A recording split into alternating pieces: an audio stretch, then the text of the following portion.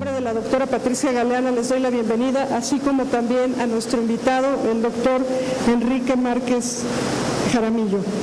Hoy toca el turno para recordar a un personaje fundamental del siglo XIX y del liberalismo mexicano, Ponciano Arriaga.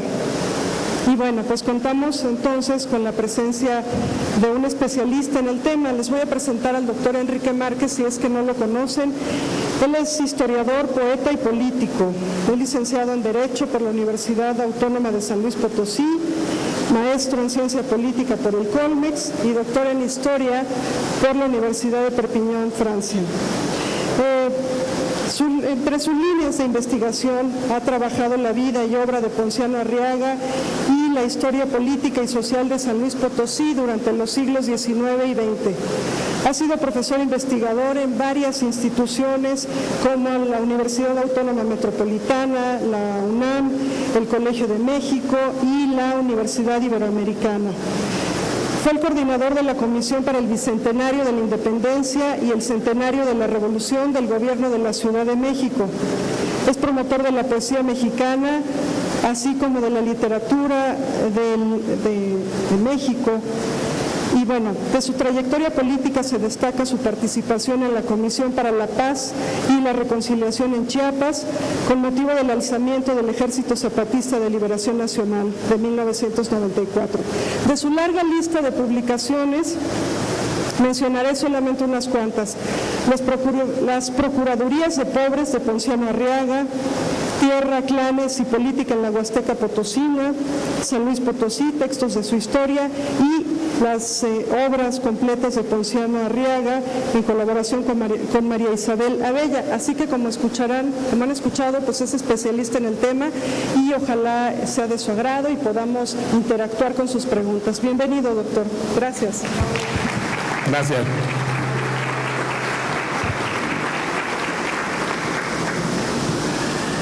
Sí, se alcanza a escuchar bien, ¿sí? Bueno, primeramente, muchas gracias al Instituto y a su directora Patricia Galeana por la invitación. Siempre es muy gratificante referirse a esta generación a la que correspondió darle el perfil moderno al Estado mexicano y a delinear lo que fueron las garantías constitucionales, sociales, que aún hoy definen el perfil de ese Estado. Con esto me estoy refiriendo ya directamente dentro de la generación de la Reforma, a los liberales radicales como Ponciano Arriaga, como Ignacio L. Vallarta, Altamirano, Ramírez, por quienes México supo resolver después de 50 años de guerras civiles, un Estado que le diera estabilidad e identidad a México. En 1965 se publicó un libro titulado Ponciano Arriaga el Desconocido, obra de la pluma de Manuel Ramírez Arriaga, descendiente de Ponciano Arriaga. Hasta esos años, Arriaga, como pienso que hoy, no era suficientemente conocido, como el propio título lo alude, porque a diferencia de sus compañeros de generación, Arriaga no fue literato, no fue escritor. No escribió novelas como Ramírez, no escribió como Altamirano, no escribió ensayos como Campo, que hasta libros de botánica escribió. Arriaga fue como Juárez, un político, un parlamentario, un periodista, un hombre de acción, un militar, que se involucró desde muy temprano, desde 1833 hasta 1865 en que muere. Se involucró pues en esta gran hazaña de darle, como decía, a México un Estado y de sobrevivir a 2 intervenciones extranjeras, bueno, propiamente 3 con la española de 29, la francesa y la norteamericana. Ponciano Arriaga Entonces, el desconocido es mejor conocido y casi exclusivamente por su fama como liberal radical en el tema agrario, en el tema de la propiedad, en el constituyente de 57, con su voto particular, que desde luego no tuvo una acogida, no fue aprobado en el constituyente.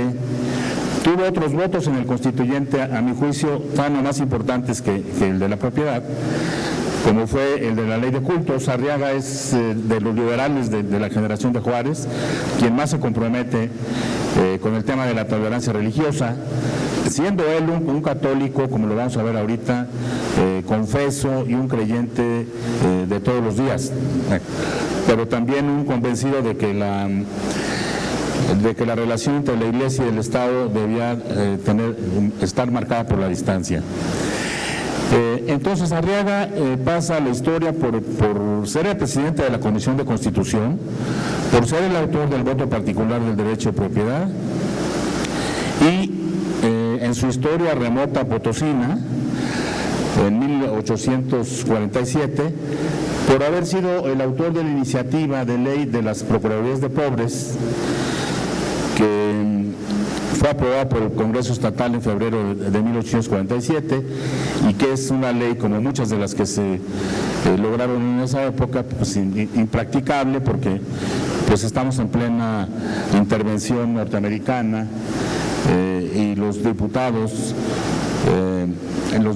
todos pues están involucrados en esta historia. San Luis Potosí fue un escenario muy importante de la lucha contra la invasión americana.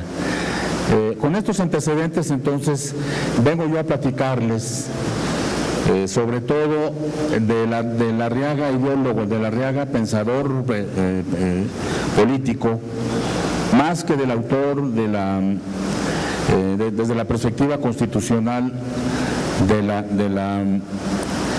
del voto particular del derecho de propiedad, y voy a hacer alguna corrección a lo que creo que en la que los historiadores han incurrido en el error de atribuir el origen de la Comisión de Derechos Humanos, de la defensa de los derechos humanos, a la institución de la Procuraduría de Pobres del 47, que es una versión muy extendida y que creo que está mal colocada. Antes de ello, es decir, antes de hablar de dos de los grandes temas que definen la vida de Ponciano Arriaga entre 1832 y 1865, que son el tema de la relación de la Iglesia con el Estado, que es algo que frecuentemente no es conocido, y el tema social, es decir, la idea religiosa y la idea social en Ponciano Arriaga. Este es el tema principal que voy a tocar. Espero no demorarme mucho para dar espacio a las preguntas de ustedes. Antes de entrar en esta historia de las ideas, me gustaría muy rápidamente señalar que en la vida política de Ponciano Arriaga se dan dos grandes etapas muy definidas. La etapa potosina, desde la etapa de la formación, en 1830, Arriaga nace en 1811, un año después de la independencia, hasta 1848, en que es electo diputado al Congreso General y marcha hacia la Ciudad de México. Y la etapa nacional, que va de 1848, un poco después de que se firmaron los tratados de paz en Querétaro, hasta que muere en 1865. Arriaga muere de 54 años, no sabemos bien a bien la causa de su muerte, pero tenemos muy claro que Arriaga estaba ya muy mermado en su salud cuando el presidente Juárez y su gabinete se trasladan a San Luis Potosí, cuando se trasladan los poderes federales en 1863, producto de la toma de la Ciudad de México por las tropas francesas. Por cierto, en ese momento Arriaga era gobernador del Distrito Federal. La etapa potosina comprende su actividad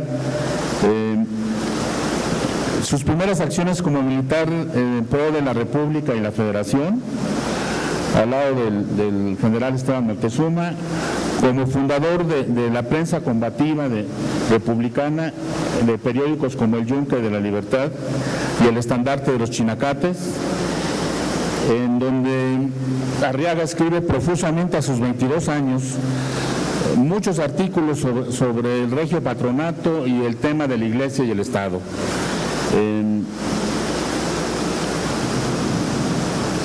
De 1837 al 44, Arriaga tiene una intensa vida municipal como síndico del ayuntamiento y como regidor.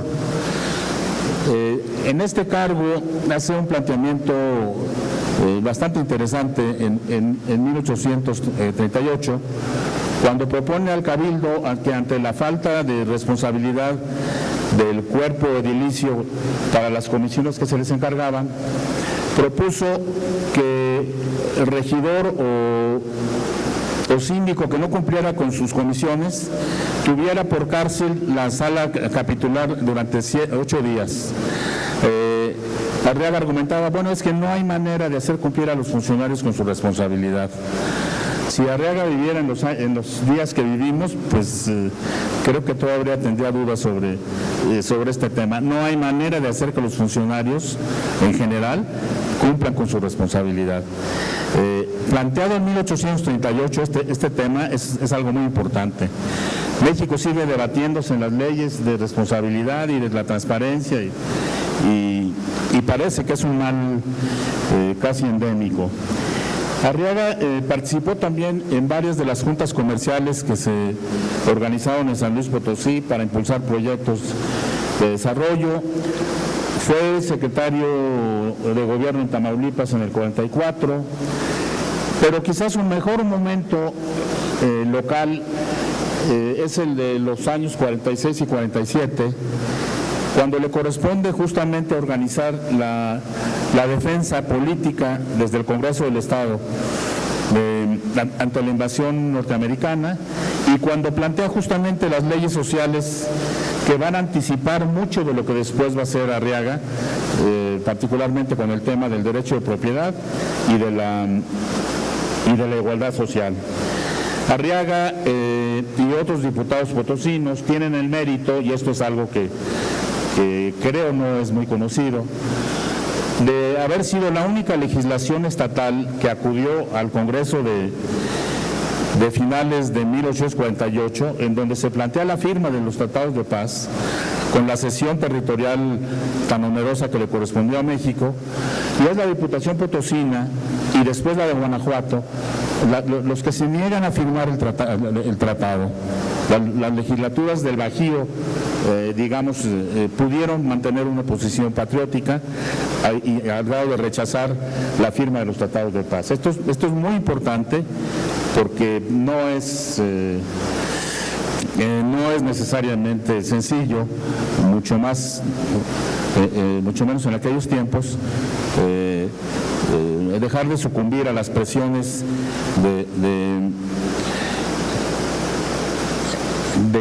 de todos los instrumentos que tenía Santana para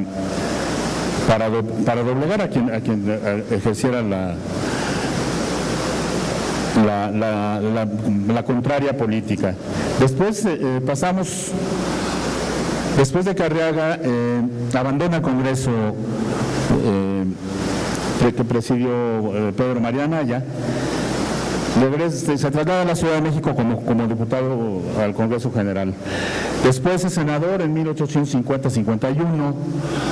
Yo les propongo, si les importa mucho el tema, consultar la colección de obras completas de Ponciano Arriaga que están en la biblioteca de este instituto y en donde se encuentra una muy detallada cronología de los hechos de los que les estoy hablando. No quiero abundar muchísimo en ello. Después del Senado, que por cierto en el Senado propuso una ley para que se prohibieran las corridas de toros, los taurófilos de hoy creo que no lo tendrían mucho a bien. Después, con la presidencia de Mariano Arista, fue ministro de Justicia y Negocios Eclesiásticos en el 52-53. Después él, junto con Juárez, Arco, Arriola, tienen que salir al exilio por el golpe de Santana en contra del gobierno arista. Se establecen en San Antonio, Texas, y se establece ahí la Junta Revolucionaria Mexicana, que va a preparar la Revolución de Ayutla hacia 1956 y poco después el Congreso Constituyente.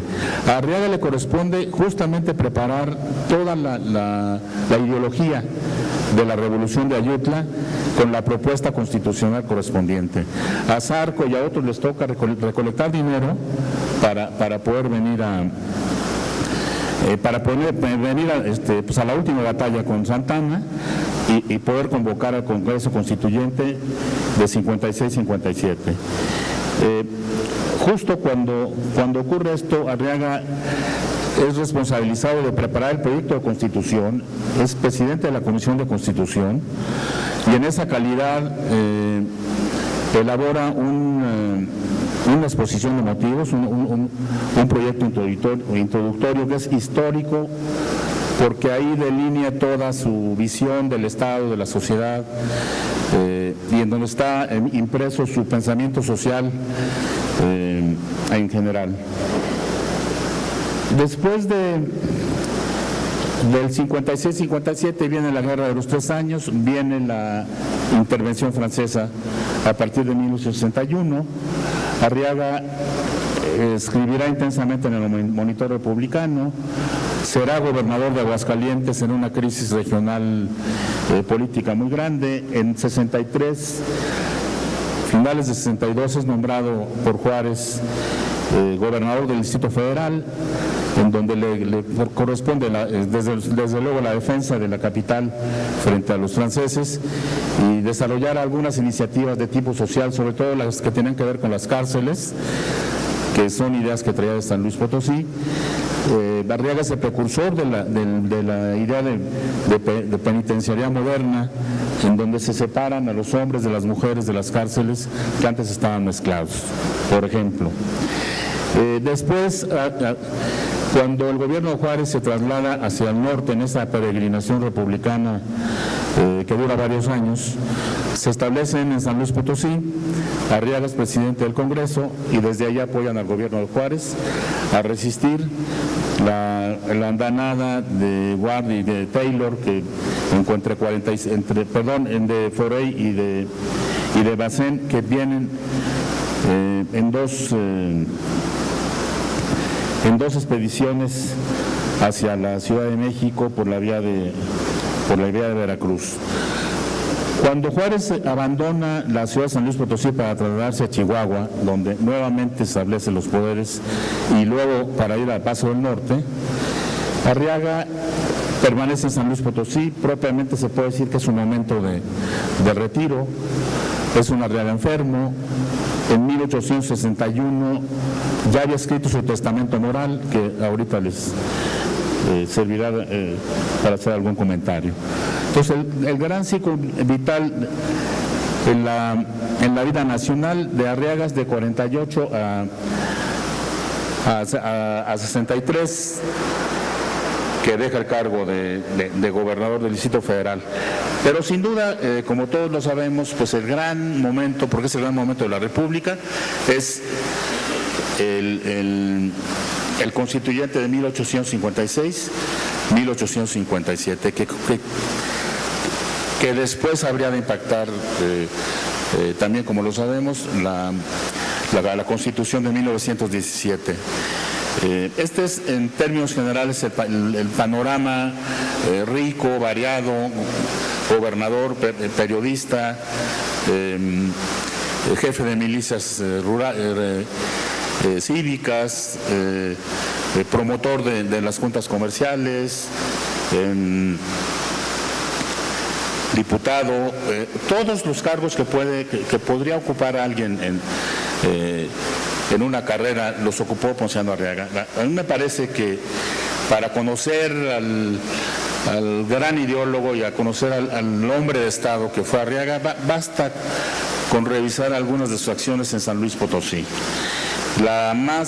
El escenario más espectacular y más vistoso y trascendente seguramente es el Constituyente 57, pero esta idea del bien público y la responsabilidad de los funcionarios públicos que señalé hace un momento, bueno, pues es una idea muy importante, una idea mucho más importante que de discutir qué tipo de constitución le era aplicable a México, porque el tema era la ética, el tema era la formación de un Estado a partir de una dimensión ética. Esto tiene que ver con, bueno, pues con la concepción que tenía Arriaga de la religión, de su propia fe y de la política. Me voy a valer de la lectura de algunos párrafos breves que escribió Arriaga en distintos momentos de su vida para presentar a ustedes la evolución de Ponciano Arriaga en relación con el tema de la relación de la Iglesia y del Estado. Arriaga en 1861 elaboró un testamento que, entre muchas otras cosas, dice: testamento moral. Estoy próximo a los 50 años de mi vida, que ha sido siempre triste y dolorosa, aunque por las apariencias los hombres la juzgaron de otra manera. Me amenaza, o más bien ha comenzado ya, una vejez más triste y más dolorosa, que pasará lenta, fría y solitaria, porque soy pobre, taciturno, y además ignoro lo que en el mundo se llama el lenguaje de los sabios y de los eruditos. Si no fuera creyente, y creyente íntimo y profundo, si no hubiese también hablado con Dios tantas veces, diciéndole mis hondas cuitas y pidiéndole alivio en mis entrañables pesadumbres, si mi alma no vislumbrara otra vida de paz, de luz y de descanso, ¿cómo soportaría el formidable peso de los días que la esperan?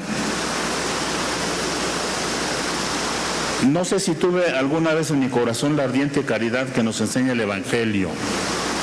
Por lo menos nunca la apliqué con esa abnegación, con esa prolijidad, con ese tesón individual que ha distinguido a tantos hombres santos.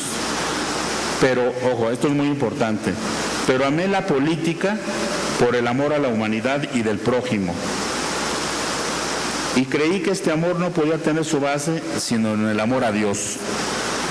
O sea, no se puede amar la política y estar en ella si no es en función del Evangelio y de la fe.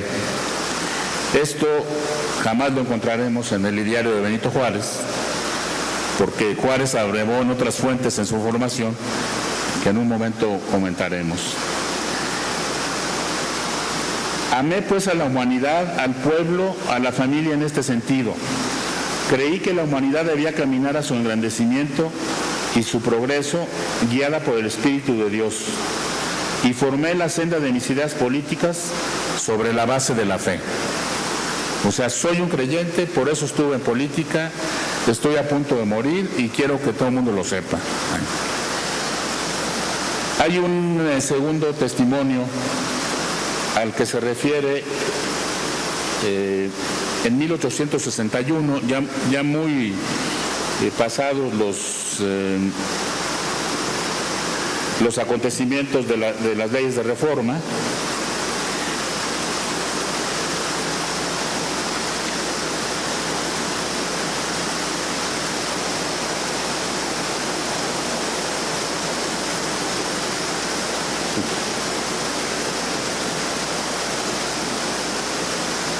No, perdón, voy a referirme a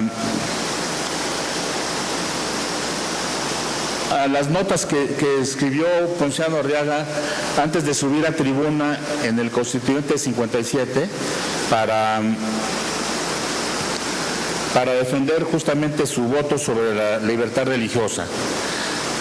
Entonces Arriaga dice, bueno, yo soy creyente, soy un católico convencido, la democracia es igual a los evangelios, o sea, no hay democracia sin evangelios, pero ojo, no estoy cerrado en mi fe y yo respeto la fe de los demás. Aquí, este es un punto muy importante en la posición que tiene. Dice Arriaga, en unas notas que tomaba antes de subir a tribuna, tenía unos papelitos pequeños en donde él hacía su guión de su intervención. Estos documentos están en en el Instituto de Investigaciones Jurídicas de la UNAM. Yo ahí los consulté. De su propia mano él escribía la frase con la que iba a contestarle al diputado fulano.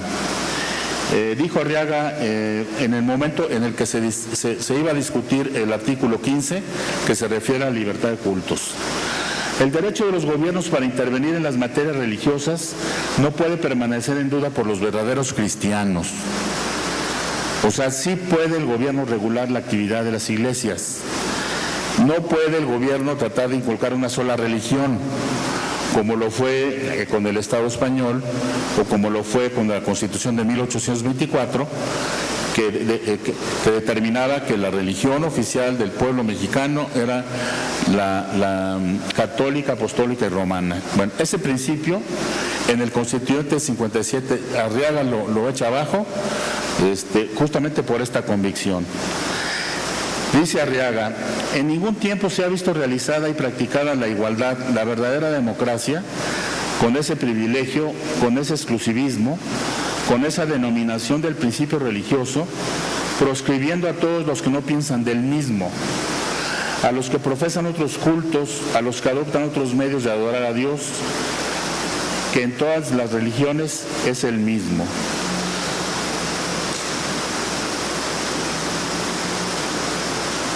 Supongamos que tenemos derecho de conquistar 5 reformas: población, educación del pueblo, buena legislación, administración de justicia y reforma religiosa. ¿Por dónde comenzaremos? En fin, el artículo sobre la tolerancia religiosa no fue admitido, es otro de los votos particulares derrotados por Arriaga en el 57. Sin embargo, sí logra Arriaga que no se inscriba en la Constitución el dato de que existe una sola religión aceptada por el Estado. Bueno, y recordemos aquí que hay un matiz muy importante en las creencias de los liberales, porque Arriaga, como Juárez, pues eran masones, eran del rito masónico, pertenecientes a la logia del Valle de México, y bueno, eso le da una connotación a su posición. Pero es muy importante señalar, como lo han señalado varios historiadores, que de todas maneras no dejó de estar presente en el constituyente, en el país en general, el tema de la religión o el peso de la religión. Cuando Arriaga, como presidente de la Comisión de Constitución y del Congreso Constituyente, da su discurso de inauguración, lo primero que dice es: ¿quién podrá negar que la revolución de Ayutla es un episodio de la gran revolución del mundo liberal y cristiano? Es decir, estamos aquí porque están triunfando los evangelios. Estamos aquí porque el bien de la república, su felicidad, la igualdad, etcétera, van de la mano del cristianismo. Entonces, liberalismo y cristianismo no están reñidos. Eso es lo que está en esta posición. En 1852, 53, cuando Arriaga es ministro de Justicia y Negocios Eclesiásticos, tiene un encontronazo muy fuerte con la Iglesia de Guadalajara, con el Arzobispado de México, a partir de que un general Blancarte, santanista, pretende levantarse en contra del gobierno general, y varios clérigos de Guadalajara pretenden secundarlo. Traigo extraviado por aquí Entonces Arriaga, Arriaga creyente, Arriaga que está por la tolerancia religiosa, en el momento en que tiene bajo su responsabilidad la relación del Estado con las iglesias, pues no deja de ser firme. Con motivo de estos curas sediciosos, como los llamó, les envió una circular al arzobispo de México, en el que decía más o menos esto: por lo mismo, el excelentísimo presidente de la República desea que usted, y es Mariano Arista el presidente, no es Benito Juárez, que usted dé su opinión sobre este punto y me manda al mismo tiempo exhiba su celo y amor al orden, para que cuide de prevenir a los religiosos que le están subordinados se abstengan de mezclarse en los asuntos políticos, pues esta conducta desdeciría mucho de la que siempre deben guardar los ministros de Jesucristo. Entonces, ¿de qué se trata? El católico creyente que escribe su testamento moral, que está por la tolerancia religiosa, pues es también un hombre de Estado que puede decirle al arzobispo de México que está prohibida la intervención de los religiosos, de los eclesiásticos en política. Como ustedes verán, pues este tema es un tema que ha permeado toda la historia del siglo XIX de México, el proceso de formación del Estado y propiamente todo el siglo XX hasta nuestros días. Yo tengo para mí que el tema religioso, que el tema de la relación de la Iglesia y el Estado y el tema de la desigualdad social son los dos grandes temas que definen las luchas más fuertes que se han dado en México. En abono de esta tesis, de los distintos registros que tiene la manera como Arriaga vive el tema de la religión, de la relación de la religión y el Estado, tiene un remate en algo que corresponde más a la vida práctica. En 1831, cuando Arriaga todavía no es abogado, se va a recibir a los 19 años, participa como pasante de Derecho en un juicio defendiendo a la comunidad indígena del Montecillo de San Luis Potosí, que había sido despojada de sus tierras por la Orden de los Carmelitas. Esto es en 1831. Con lo cual nos queda claro que la formación de las ideas agrarias, de las ideas sociales, tiene que ver con los libros y tiene que ver con la formación, pero tiene que ver también con los hechos de todos los días, en este caso del abogado Arriaga, que por cierto en 1856, que tiene una de sus últimas grandes actuaciones en el foro como abogado, vuelve a participar Arriaga en un juicio en contra de la comunidad de los carmelitas, que eran propietarios de toda esta zona, justamente por el despojo que hicieron a una vieja comunidad de caciques indígenas. O sea, dos de los grandes juicios en los que Arriaga interviene en su juventud y ya en su edad madura fueron contra los carmelitas. Eso sí no lo he investigado, pero algo quiere decir.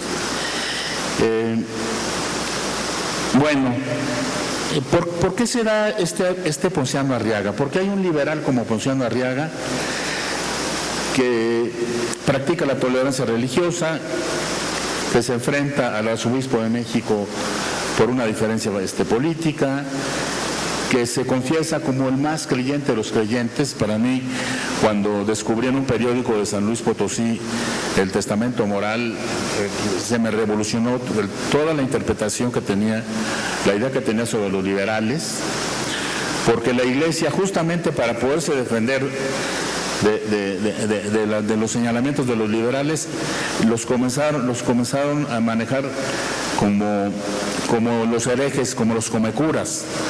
Bueno, pues ¿qué hizo el alto clero con Juárez y con Hidalgo y con Morelos? ¿No? Estos liberales del tipo de Ponciano Arriaga estudiaron en seminarios, especialmente Arriaga en el Colegio Guadalupano Josefino de San Luis Potosí, que fue fundado por uno de los hombres de iglesia, de los teólogos, que participaron en la difusión de las ideas de la Revolución Francesa hacia 1793-95, el doctor Manuel María de Gorroño de Arduengo, que fue el gran maestro y ejemplo de Arriaga en San Luis Potosí, fue detenido con Julio Antonio Montenegro y otros personajes de la época, que eran compañeros, por cierto, de Francisco Primo de Verdad y Ramos, estudiantes del Colegio de San Ildefonso. Fueron detenidos por órdenes del virrey, porque se supone que estaban preparando la independencia de México en 1793. Algunos de ellos fueron pasados por la hoguera, Gorriño y Montenegro fueron perdonados, Gorriño se va a San Luis Potosí, funda el Colegio Guadalupano Josefino y ahí va a dar Arriaga. Esta generación de eclesiásticos, digamos del bajo clero, portadora de las ideas de la Revolución Francesa, tenían dos grandes ideas que promovieron sistemáticamente: el tema agrario y el tema de la desigualdad. Vean ustedes, por ejemplo, en las primeras medidas que dicta Miguel Hidalgo, sobre todo en diciembre de 1810, cuando se decreta la liberación de la esclavitud, pero se decreta la liberación del trabajo de las comunidades indígenas, y después vienen las propuestas sociales y agrarias de Morelos. La Iglesia de la Independencia es una iglesia que está en pro de las causas de las masas campesinas, es una iglesia que está en favor del tema agrario.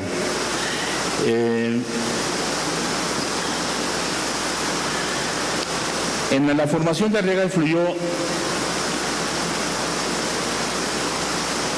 entonces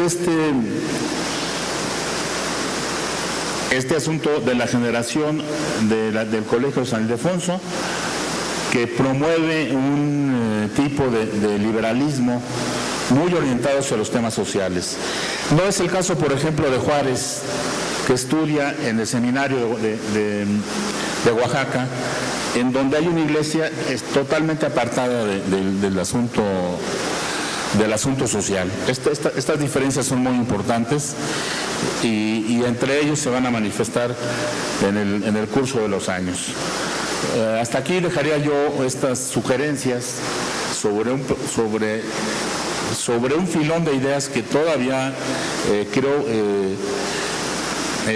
hay mucho por investigar. Los historiadores ahí tienen muchísimo trabajo, porque el tema de la religión y el Estado aún al día de hoy no está zanjado. Bueno, rápidamente vamos a pasar al tema social. El tema social está muy vinculado pues a esta idea cristiana de la igualdad, pero está también vinculado con otras cosas. En 47 Ponciano Arriaga propone a la legislatura del Estado la institución de los procuradores de pobres, que muy sucintamente se puede resumir la iniciativa en este sentido. Decía Arriaga, hay pululando en las calles de nuestra capital una masa de oprimidos sin suerte ni beneficio, a menudo cobijados con frazadas debajo de las cuales esconden el puñal, porque no teniendo con qué sobrevivir están orillados a delinquir. Es una masa ignorante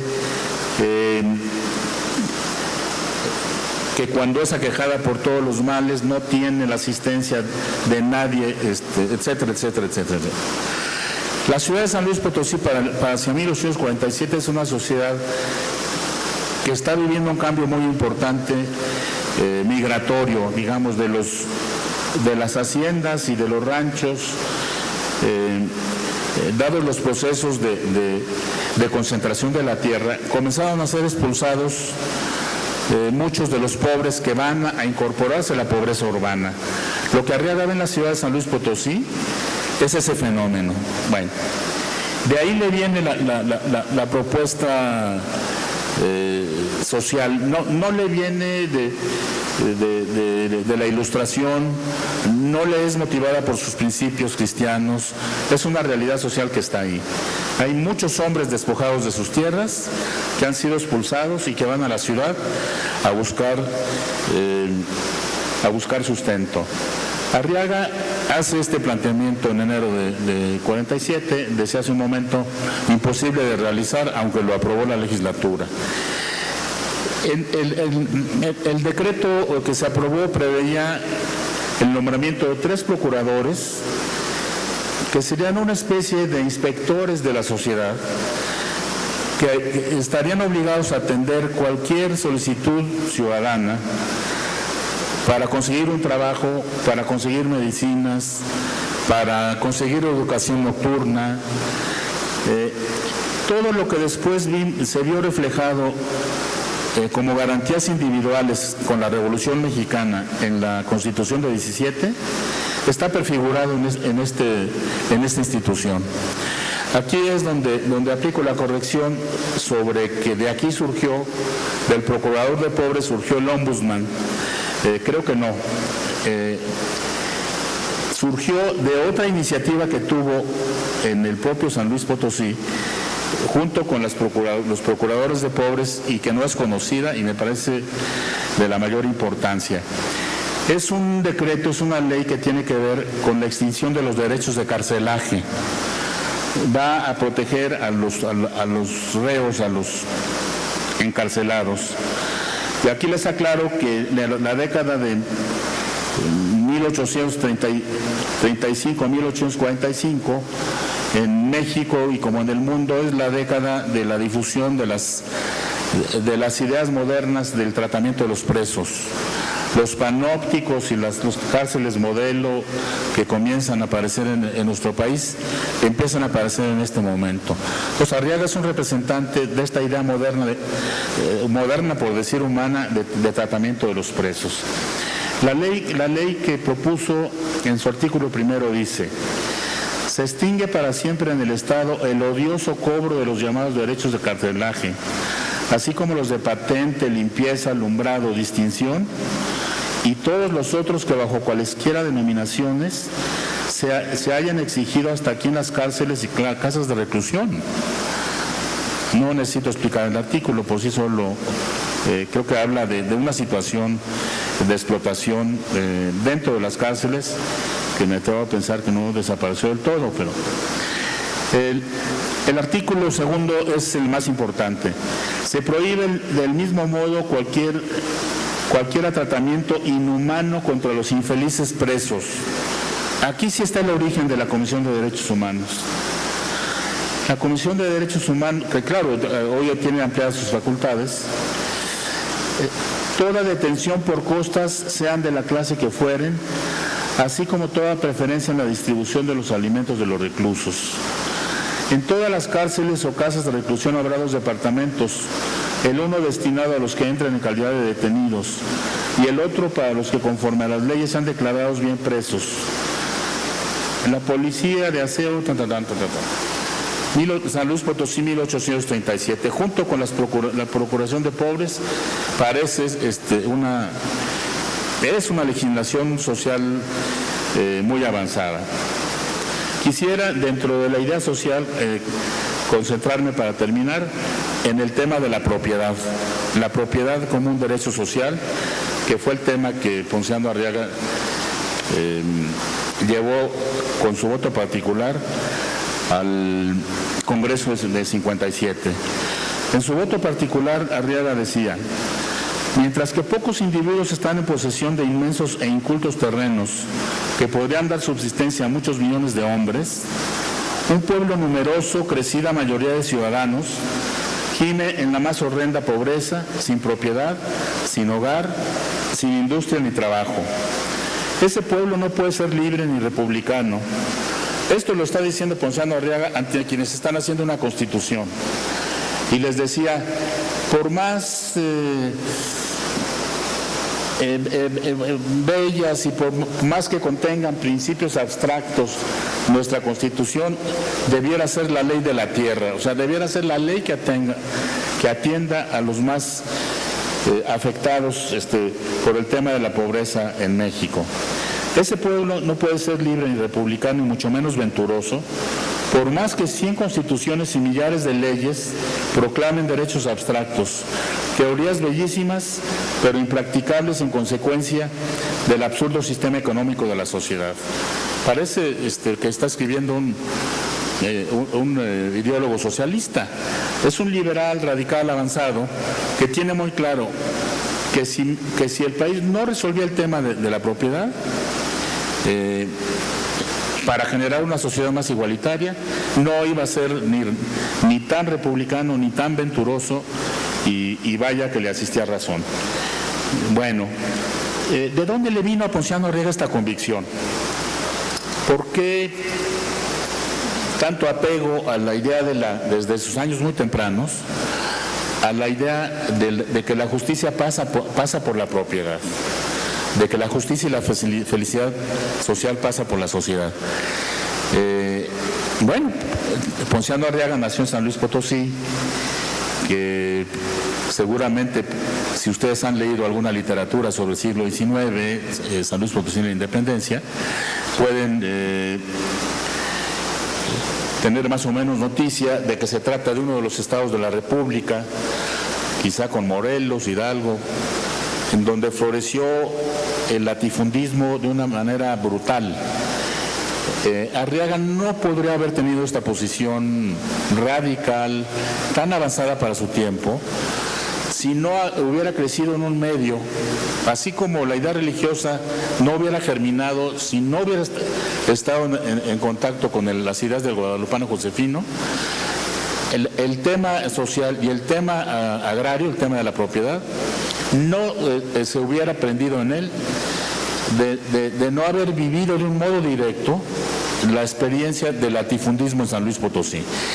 Voy a mostrarles para cerrar esta parte algunos planos a partir de los cuales les vamos a describir un poco rápidamente cuál es el escenario en el que crece Ponciano Arriaga.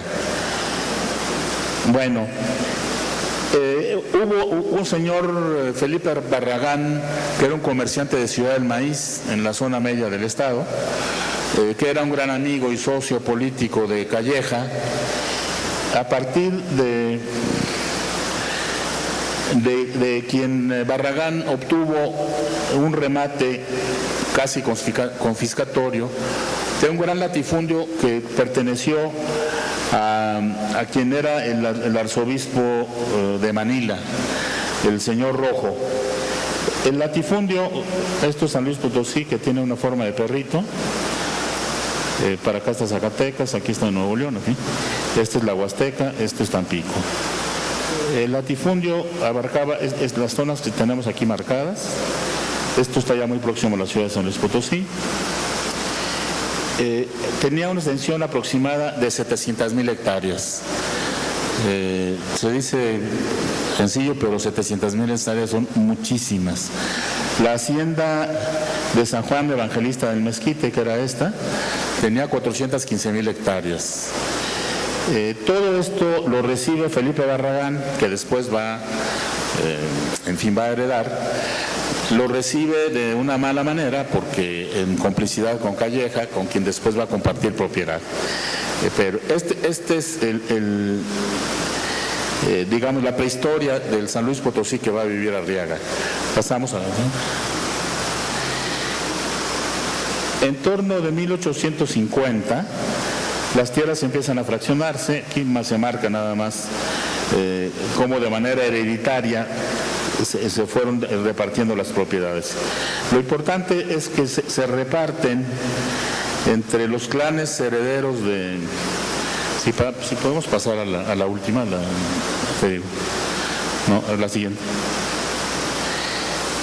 No se alcanza a ver muy bien, pero bueno, esta es la genealogía de Felipe Barragán.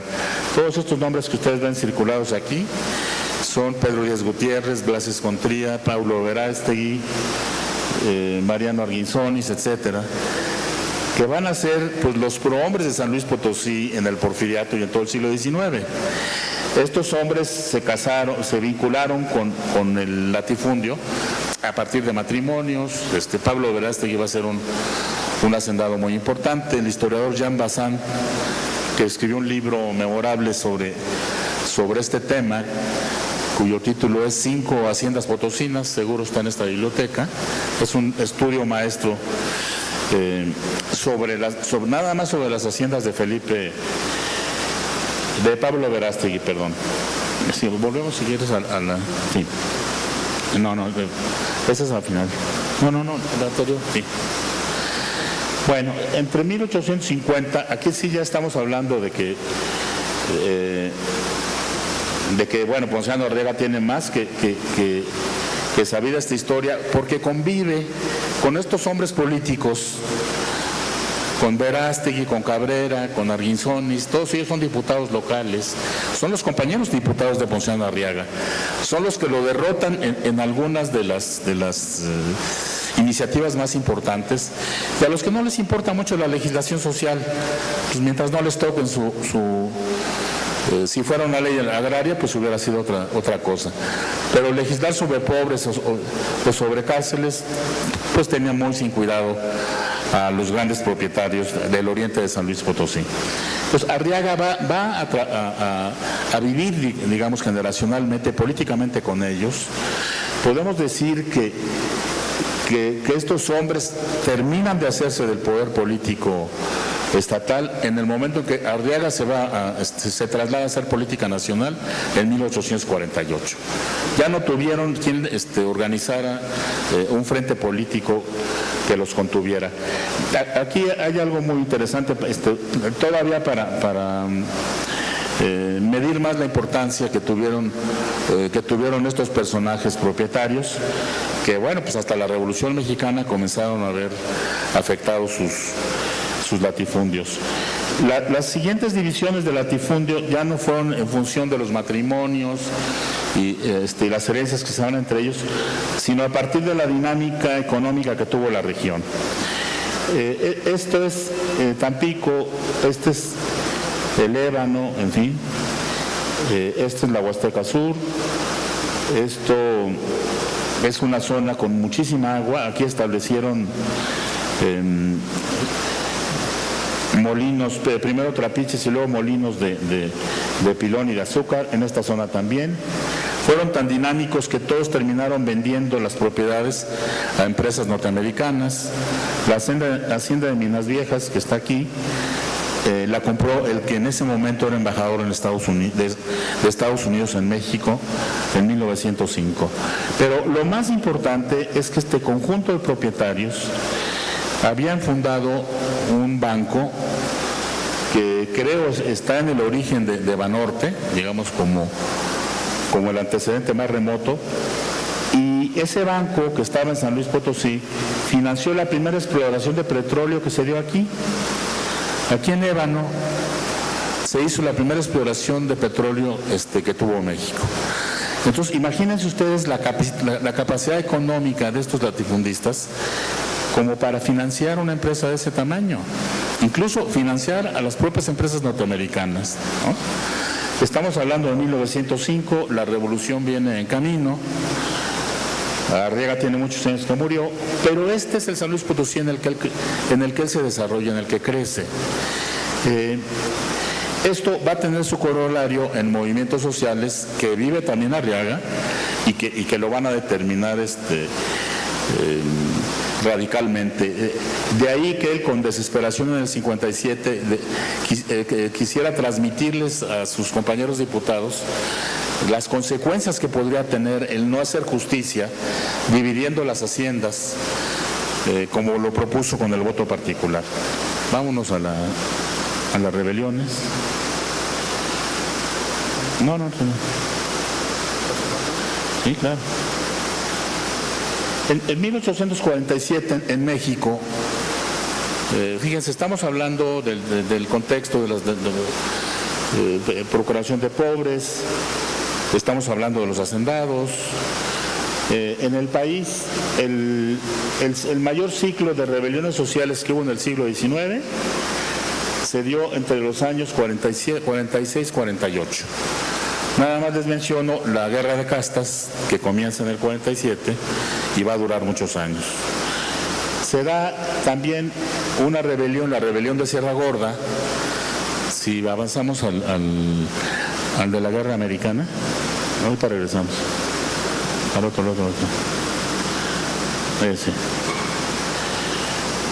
Bueno, no se ve muy bien. Toda esta es, digamos, la zona de movilizaciones de la intervención de 47, ¿no? Aquí está San Luis Potosí, aquí está Tampico, Esta es la zona del latifundio. Y aquí se encuentra la Sierra Gorda, que es una orografía que comparten el Bajío, Querétaro, San Luis, un poco hasta Guanajuato. En 1847 se levantan, bajo el mando de Eleuterio Quirós, que era un desertor de la guerra contra Estados Unidos, se levantan justamente contra el latifundio de Pablo Verástegui. Esto tiene un gran impacto en la vida política, en la vida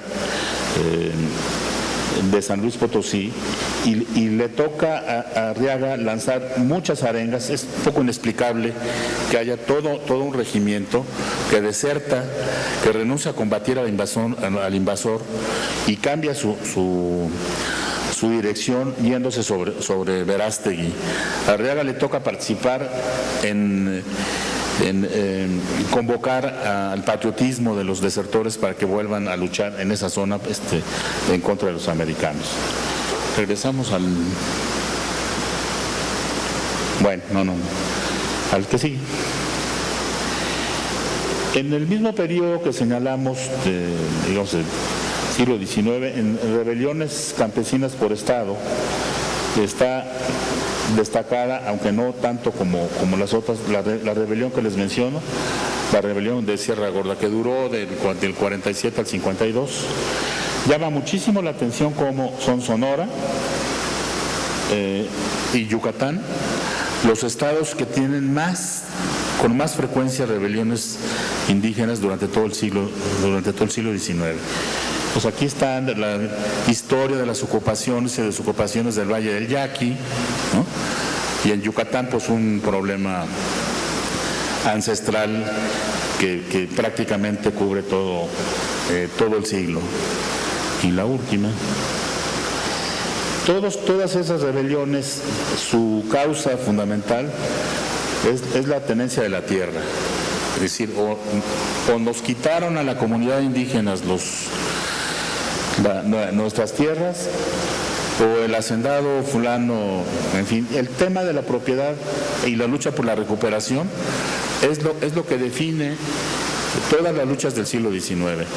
No son ni el maltrato de los arrendadores a los arrendatarios, no son las contribuciones, no es la pérdida de cosechas, no es la prohibición de las fiestas, de los usos y costumbres, no es la violación de las prácticas culturales indígenas, en fin, es el tema de la propiedad.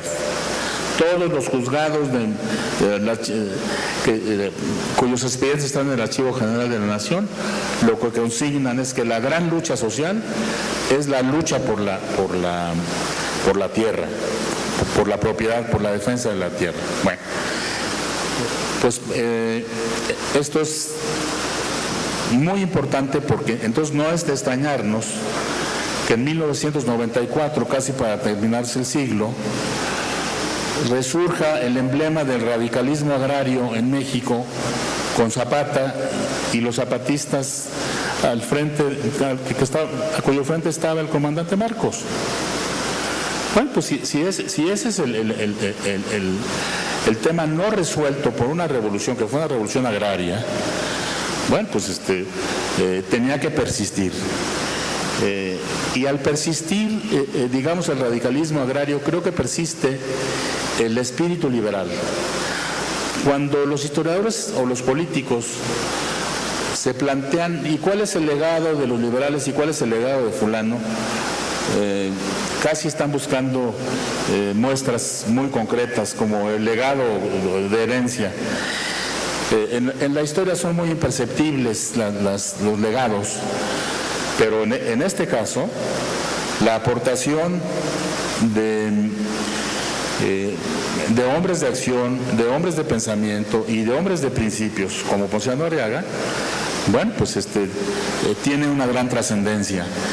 Quisiera terminar diciendo que tiene tanta trascendencia como que el subcomandante Marcos y el Comité Revolucionario Indígena deciden tomar a la figura histórica radical por excelencia, a la depositaria de esta gran tradición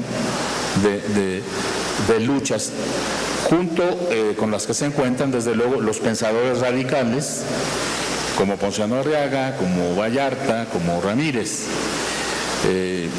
En fin, las herencias se configuran entonces entre las ideas y la acción social, la acción política. El otro gran tema interminable con el que iniciamos, pues es el tema religioso.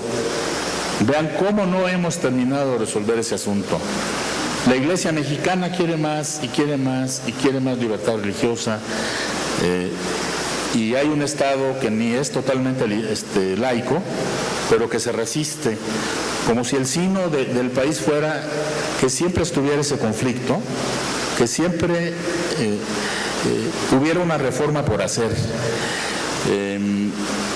Y bueno, si pensamos que por ejemplo la cristiada fue un conflicto de mayores consecuencias que la propia Revolución Mexicana, pues podemos concluir que parte, digamos, de la lucha por el poder en México, de la lucha de las élites por el poder, está definida por el tema religioso. Y en que en buena medida la lucha social es una lucha que se define en el campo de una manera acusada, pero desde luego bueno, ya en otras manifestaciones de la vida social. Yo aquí termino en espera de sus preguntas. Espero haberlos sobre todo incitado a que nos vayamos a respuestas nuevas.